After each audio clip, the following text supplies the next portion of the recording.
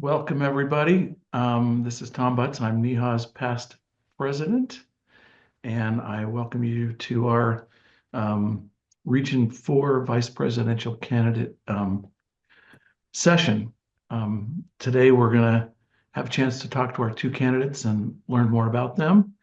And just for a quick refresh, these folks are vying for Region 4 Vice President, which is Minnesota, Nebraska, North Dakota, South Dakota, and Wisconsin. Folks in this position serve a 3-year term on our board of directors. Currently, we have a 14-member board of director body that really guides NEHA on a day-to-day basis. Dr. Dijak and his team operate NEHA. So our board is hopefully doing strategic guidance to Dr. Dijak and the staff with NEHA business.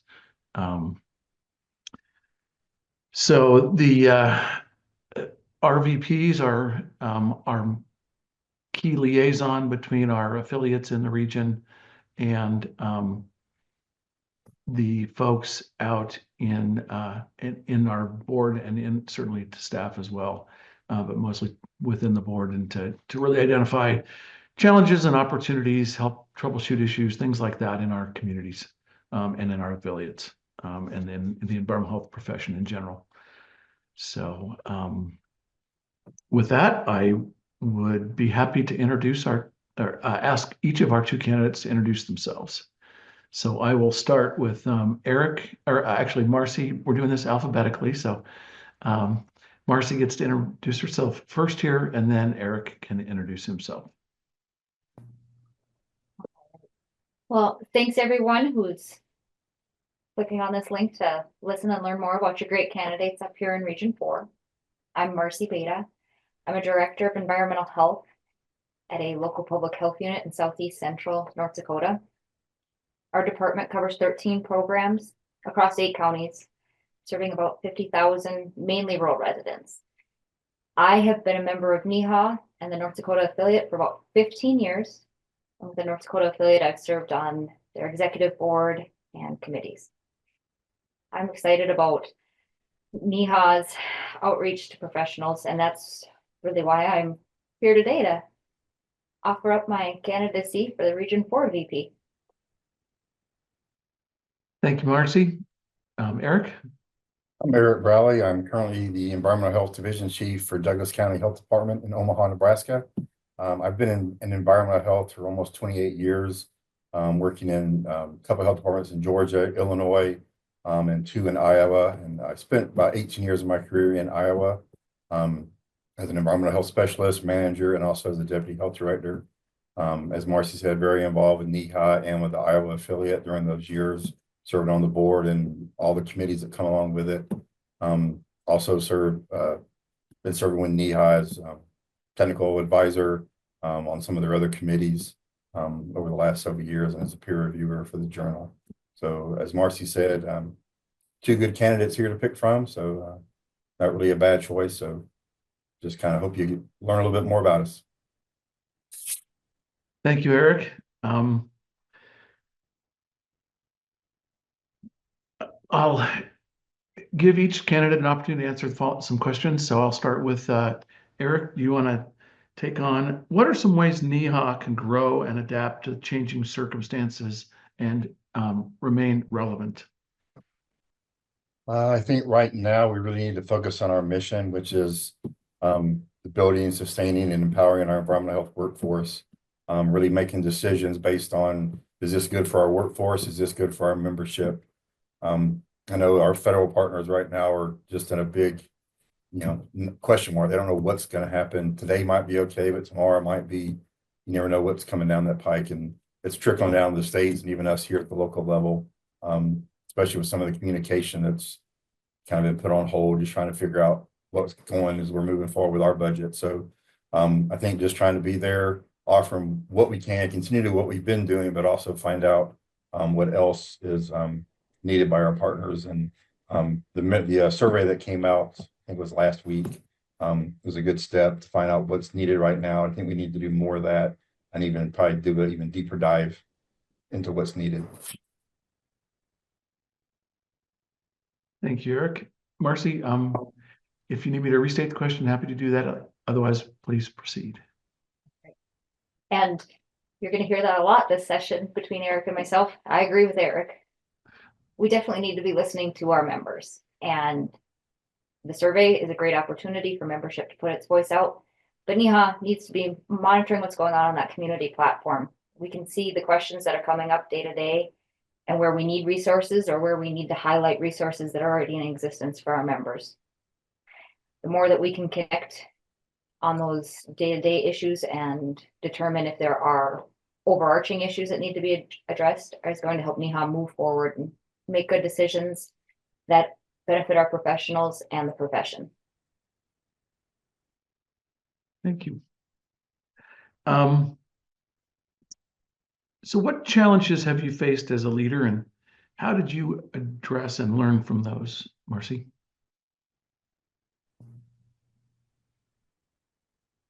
I would say rather than just one challenge, there's always a challenge in leadership, whether those are internal issues with staffing and funding or external issues, political challenges and regulatory pushback out there. But in all those situations, I've always relied on what I consider my resources, not just my education or my experiences, but the connections I have in the community. Because when we are facing issues, whether it's something locally with our health department or in our region, we have partners out there that will support us and we can go to troubleshoot and come together to find resources if sometimes they're on the opposite side of the fence, but also my environmental health connections, because there is a wealth of expertise out there, you know, within our NEHA membership, within my affiliate here, people that I've worked with over the years. They can provide additional resources, insight. Some of them have gone through situations and some of them just are there for support as well. So by leaning on those, that's how I've always kind of dealt with the challenges I've been faced with so far. And it's worked out well, so I'm not going to change my playbook yet. Thank you, Marcie. Eric? Yeah, I guess one of the biggest ones I've had to do recently, not here in Nebraska, but it was back in Iowa. We had someone trying to apply for a permit for a geothermal well in a known area that had high PFAS. We've been monitoring, doing PFAS testing for several years on some of the local wells. Our state agency was getting political pressure from, we think, the governor's office, because typically they would give us a bunch of restrictions for something like this. And they were like, nope, just permit it. So we relied on our staff. Luckily, we had one staff member who didn't work in our septic program, but worked in air quality, who had done a lot of work on contaminated sites for the private sector in a previous life. So we relied heavily on him. Then our director got involved and kind of eventually we said, we will issue the permit, but you're going to put in things a lot more strict than what the current code says, because we had done that with the drinking well a couple years earlier and were able to make sure that over the last couple of years there had not been any PFAS detected in it, and that property had a very high, the highest level in that area prior. So we knew we could do one. After talking with the applicant, basically they agreed just to go to not do geothermal, but just go to regular heating and cooling system for their building. So we were able to, even with the political pressure on us, we were able to put our feet in the ground and said, no, we can't do this, because this is not what's good for the people that have houses and drinking waters in the area. And we're not just going to do it because, you know, basically we're like, if the state thinks it's a good idea, then they can sign the permit. We're not going to do it. And didn't really get the pushback we thought we would. Good to hear. Thanks, Eric. Next question for you. What methods do you use to motivate and inspire your team or peers? I think for individual, you got to kind of get to know the person, because everybody gets motivated by different things. Some want recognition, some are just fine with a, you know, tap on the back saying thank you. But as for the team, I think just being there in the meetings with the different programs, chatting with them, let them tell their side and share their experiences. Then I can share what my experiences that I might have had, and just kind of collaborating together to kind of come up with a solution on certain things, or even on strategic planning on which way we want to move ahead to do certain things. But just having them involved in the decision-making process and getting that buy-in. Thanks, Eric. Marcie? Yes. Getting to know your team. They're all different. They bring different strengths to that is a huge piece of figuring out how to motivate them. And also having them understand just how important our environmental health profession is. You know, some of them are coming in from different walks of life where they were new to environmental health and once they realize what an importance this has on the daily and lifetime impacts for their loved ones, our communities and environment, can really encourage them to further their education and find that passion that they have for environmental health. And once they have that, motivating them and helping them find how can they best apply that. We have people that are great at social outreach and getting those tools in their hands, because when you bring their expertise and exuberance to a project and they really are part of it, the growth factor is exponential on there. So finding those pieces with your team and playing to their strengths is a huge piece. Thank you. So as a regional vice president, you will be the main face for NEHA, as I mentioned, for affiliates in your region and other environmental health professionals there as well. How will you stay connected with those affiliates and work to be responsive to their interests and needs? And Region 4, we're a great region. We already have those connections with the biennial regional conference. And the past regional vice presidents have done great. Keith, Sharon, Kim. I would hope to move forward in their footsteps. Outreach at their conferences, updates in their e-blasts and newsletters, holding those meetings for planning for the future regional conference, but also talking about local issues.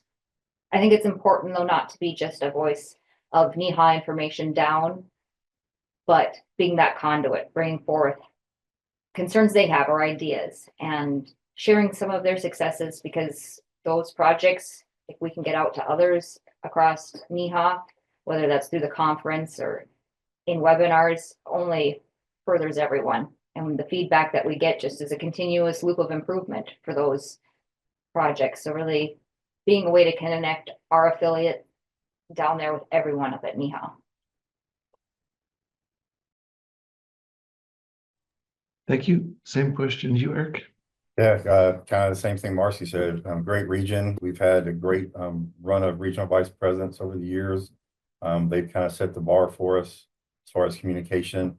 Like Marcie said, attending the bi-regional or the conference we have every 2 years, providing updates quarterly or monthly in our local newsletters, even participating at board meetings virtually or on phone call to answer questions. But like she said, also not just providing them NEHA information, taking the information and their concerns back to the NEHA board and trying to address that.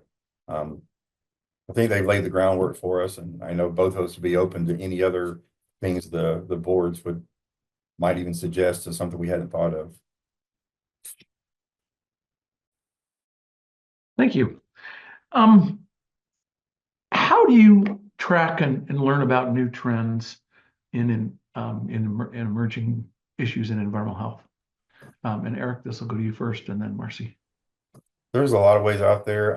Like Marcie said, the community page is really good. There's always responses and questions popping up there. I know like Bob Poets and Vince Radke are always on there offering their advice. They've been around for a long time and experienced a lot of stuff. We have, stuff on LinkedIn, following people there. NEHA has their the email of the EH in Focus. It always has webinars and trainings on it. I follow NACHO too, because they have some stuff on there. AFTO for some food safety stuff.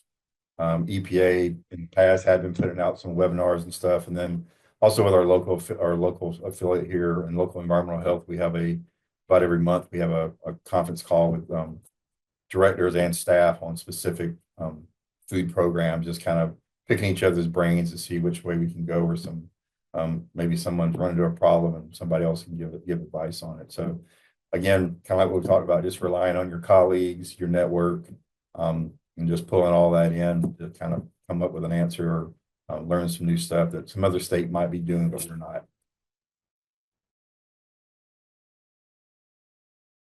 Thanks, Eric. Marcie? I am a fan of signing up for things. if I can give you my email and you'll give me information on septics or aquatics, food service, take it, share it with your friends. That's great. And I will fall behind, whether it's the Journal of Environmental Health or those emails coming through daily. It's just a fact of life. But I do dedicate time to look at those emails that are coming in, the publications that are out, like Eric said, our super users on the community platform who are sharing information that I'm not always paying attention to.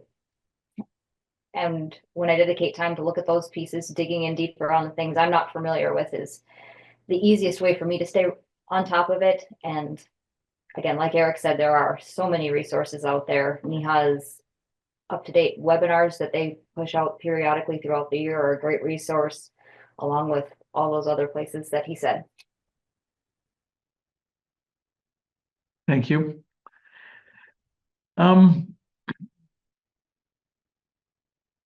How do you encourage innovation and creativity? And how should NEHA consider sort of innovation in environmental health as we move forward? Well, for me and my team, it's really about just being open to new opportunities.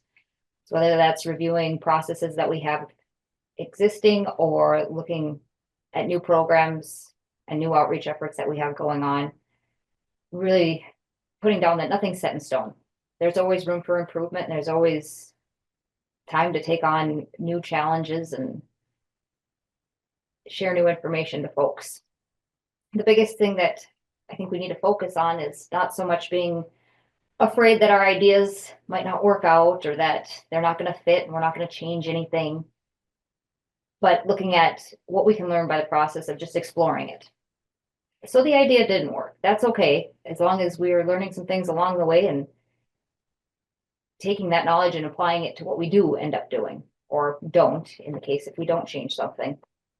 And I think NEHA could really do a lot just by putting out a call to ask people on the simplest terms, what are you doing out there? Because every one of our members has ideas and are doing novel things. And if we can share that information and the next person can improve upon it and share it back, and we get that cycle going, that's how we're going to have some really creative things going on out there that are beyond our imagination. Thank you. Eric? I think, quality improvement is a big thing. A couple of jobs ago, we were applying for FAB and the QI program came in. I really didn't buy into it because figured it was just on a checkbox we were having to make, but then got put on our internal QI council and we actually did a couple of environmental health QI projects and noticed that it really made a difference in some of the things we were doing. We had a couple of big ones. We were just starting off when COVID hit and we kind of put on some of our food safety stuff to kind of put a dent in some of that, but I think QI is big, even if it's not a big QI project, just sitting around brainstorming with staff, figuring out things to do. Kind of like Marcie said, there's very few of us that are visionaries to come up with brand new things that have never been done before. But for the most part, we're all very good at taking somebody else's idea and implementing it with some tweaks to fit our programs and our projects. So, and I know we're always willing to share that information. If somebody does something, you don't have to reinvent the wheel. Everybody's willing to share and work together on that kind of stuff. So again, like I said before, collaboration with staff, getting them to get their input and get them to buy in on any kind of major change. All right. I think we can, we'll wrap it up at this point. I'd like to give each of you an opportunity to share some parting words or wisdom. And then I have a couple of logistical announcements to cover as well. So, Marcie? Oh, great. Well, I just want to let the membership know that I am excited about this opportunity. And for me, I want to be Region 4 VP because I do think NEHA is doing great things for our profession and helping all of its members. And I want to be a part of that. I want to help connect us to each other. And like we said, take those ideas that people have and get them out to everyone so we can all benefit from each other's expertise. Because that's just the side of the coin with NEHA. It's not just about getting help when you've got a question on Y valves or chlorine in wells, but providing your expertise and your insights. It only improves all of us, and I would love to make sure that all of our state affiliate members are NEHA members, not just when they need to renew their credential, not just when they are going to the conference, but there is a day-to-day benefit out there. And whether that's the platform or the webinars or those emails that are going out that are broadcasting information, I get so much more from NEHA that I want to give back and help it grow and have others be as positive about the experiences I've been. Thank you, Marcie. Eric? And kind of same thing Marcie said, I've been involved with NEHA for a while at different levels and kind of ready to go to the next step and actually serve on the board and provide a little more input from Region 4 members and try to do some good stuff for the association, the membership, and our affiliates. And like I said, we both said earlier, you don't really have a bad choice among either one of us. So we both kind of talked off camera that whoever wins, the other one's going to be there to support them and help do what we can to help the other succeed and continue on and help NEHA and our affiliates succeed. So thank you for this time.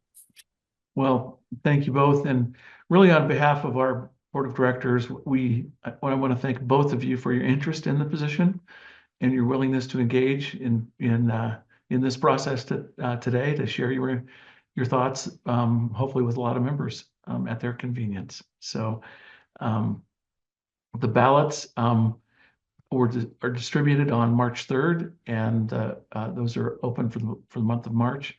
So hopefully members can all get a chance in that time to cast a ballot appropriately. So we look forward to that. And then the selected RVP will join our board in July at our annual meeting in Phoenix, Arizona. And I'll take this moment also to encourage folks, if you haven't considered attending the AEC in Phoenix this year, please do. It should be a great program again. So with that, I want to thank Marcie, I want to thank Eric for your time, and want to appreciate NEHA staff for setting up the session here and making that available.